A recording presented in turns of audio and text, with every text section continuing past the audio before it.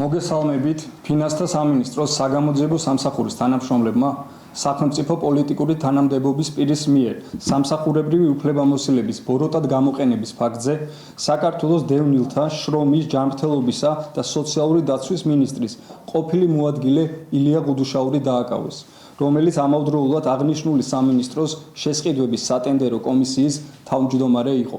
გამოძიებით დადგინდა, რომ 2022 წლის 27 სექტემბერს საქართველოს დევნილთა შრომის ჯანმრთელობისა და სოციალური დაცვის სამინისტრომ გამოაცხადა ტენდერი სასწრაფო სამედიცინო დახმარების ავტოსატრანსპორტო საშუალებების შესყიდვაზე. ტენდერის საბოლოო ბენეფიციარი იყო საგანგებო სიტუაციების კოორდინაციისა და გადაუდებელი დახმარების ცენტრი.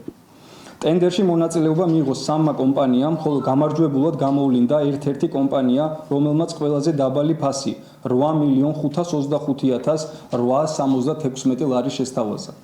აღნიშნული ტენდერი შეწყდა მინისტრის მოადგილის იგუდუშაურის უკანონო დავალებით. მან ბოროტად გამოიყენა სამსახურებრივი უფლებამოსილება სხვა კომპანიისთვის უპირატესობის მინიჭების მიზნით. 2023 წლის 10 მაისს მისი მითითებით გამოცხადდა ახალი ტენდერი, რომლის პირობები მორგებული იყო ერთ კონკრეტულ პრეტენდენტზე, რის შედეგადაც სხვა კომპანიებმა მონაწილეობა ვერ მიიღეს. წინასწარ შეულ კომპანიას სამინისტრომ უსაფუძვლოდ გადაუხადა 2,198,196 ლარი, რითაც არსებითად დაირღვა სახელმწიფოს კანონიერი ინტერესები.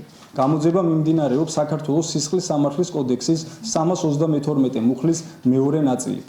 კორუფციულ დანაშაულებში მონაწილე პირთა გამოვლენის, მათი პასუხისგებაში მიცემისა და კორუფციული ფაქტების მაქსიმალური პრევენციის მიზნით ფინანსთა სამინისტროს საგამოძიებო სამსახური ინტენსიურ რეჟიმში აგრძელებს ოპერატიულ და საგამოძიებო მოქმედებებს. მადლობა ყურადღებისთვის.